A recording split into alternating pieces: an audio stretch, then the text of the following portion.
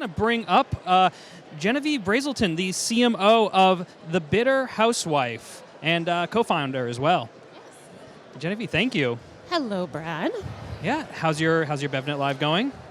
It's going quite well, It's our second time at the show. We went to New York a few years ago, and we just always meet so many awesome folks and get to see a lot of brands that we only see in stores, and it's great to meet the people behind them.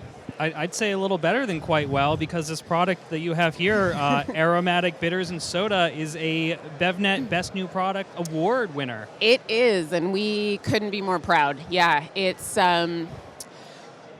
We've been, we're out since September, so a few months old, and people are responding really well to it, and everybody at BevNet's been really supportive and given us some great feedback, and yeah, I think we've struck a chord, and we can't wait to do more. I can tell you sent this by our Boston office, and they were really going fast.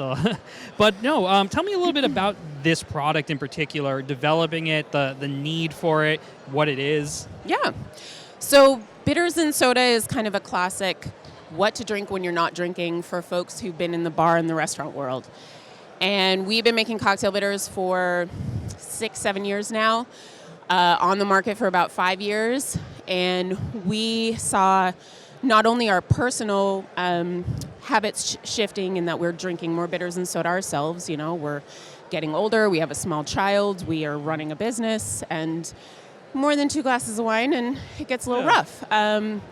But we were also hearing a lot from our consumers that they were actually using our bitters in soda water as much, if not more, as they were making cocktails with them. So we decided that it was time to make this go. And it's something that we'd kind of been playing around with for a number of years, but weren't sure the market was ready, and all signs started to point to that. So it is no sugar, no alcohol, but still has all the complexity of bitters, really kind of tastes like a cocktail. It has this really awesome, satisfying quality to it that most of the other non-alcoholic, more soda-type drinks just don't have. Right, and it does seem to also fit multiple use occasions, because it can be that, like you said, that product that you can drink when you're not drinking. It almost tastes like a really, a sparkling water with a really refined taste profile. Or it could be a good mixer as well. If you're looking for a 0-calorie mixer option, I can see it, being used there. As you rolled it out into stores, how do you see consumers responding to the product, and how do you see their reaction, what they use it for?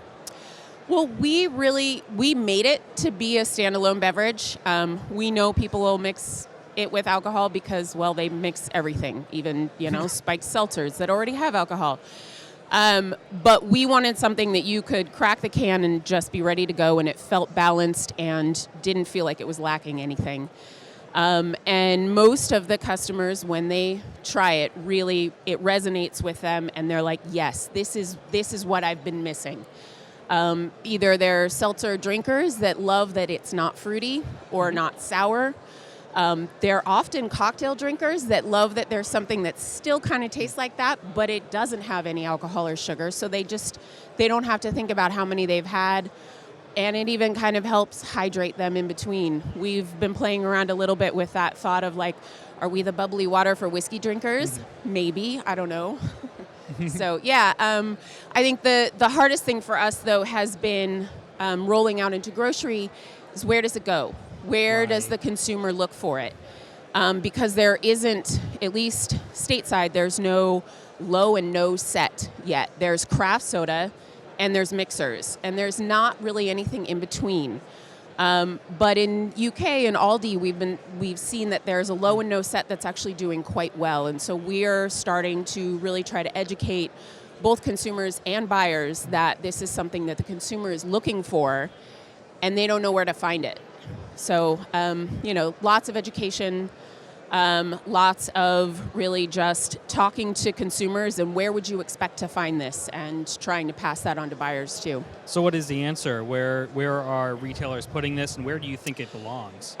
So far, we've mostly ended up in kind of the mixer set next to the tonic water and the ginger ale. And I think that's wrong because most of those products people expect they need something else to be a complete drink. There's not a lot of people that just drink tonic water straight. We want them to drink this straight. So it needs to go, I think, next to dry soda, next to, some of even maybe the hard kombuchas that are 5%. It needs to go next to the sparkling tonics and the sparkling teas and, that kind of those complex beverages that don't have alcohol, that don't also have CBD, I think, but really provide an alternative to sugar or to alcohol. Yeah, and you mentioned dry soda, and I believe you mentioned before we got on was that you were attending the breakout session with their founder, Sherelle. How was that? What did you take away from there? I took away that we are certainly in the right place at the right time. The trend is going in the right direction. Consumers are seeking more balance in their lives. They're looking for beverages to help them with that. There are times when they're going to choose to drink, and there's times when they're going to choose not to.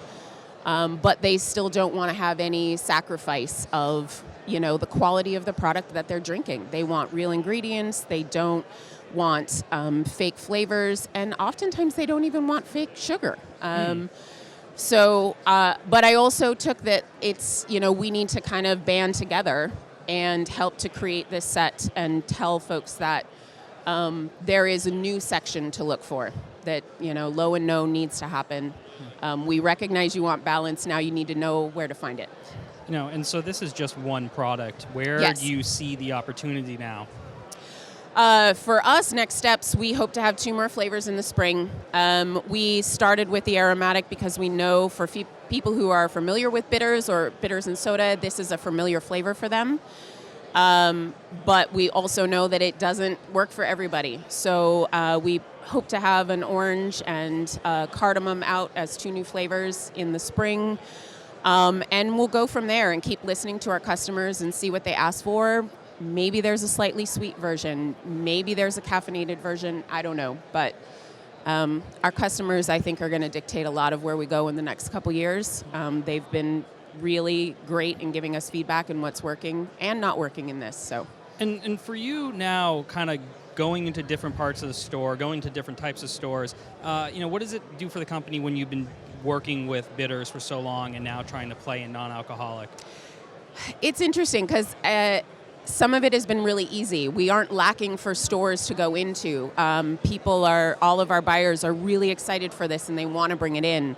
But what we're struggling with is, where does it go though? Because a lot of times they want to put it right next to our bitters, and that's the wrong place for it. But luckily we've got some really great relationships, especially locally in Portland, Oregon, where we're talking to our buyers and we're working with that and trying to figure that out. Where does it go? Can we test it over here? Can we test it and then grab and go? Can we test a new set? Can we test it in, the maybe at the end of the wine and beer aisle? I don't know. So that at least has been awesome to be able to try to get even more engagement and data back too. Yeah. Well, I'd love to hold you just for a minute longer. Yeah. I mean, how overall today, beyond the breakout session with Sherelle Klaus, what else have you been seeing at the show? I am surprised at how many CBD beverages are out there. Does it make you want to get in on it? No, it doesn't. I don't want to deal with any of the regulations. But I love that there is so much creativity out there. There's so many different things. There's some awesome flavor combinations coming out there too. I picked up one of the Can who they do CBD, but I grabbed one of theirs that has 0 THC, 0 CBD. It was an orange cardamom. It's a lovely flavor. No added sugars to it, and that's exciting to me to see that there's a lot of creativity and a lot of playfulness in the beverage space, and I think it can only help us all. So. Well, Genevieve, thank you so much for being here. Thank you. And congratulations again on your best new product. Yay, thanks. And really excited to see what you do next and where it goes. So, okay. Really, thank you so much. All right, thanks, Brad. If you like this video, don't forget to hit subscribe. Ding the bell and you'll know when the next one drops.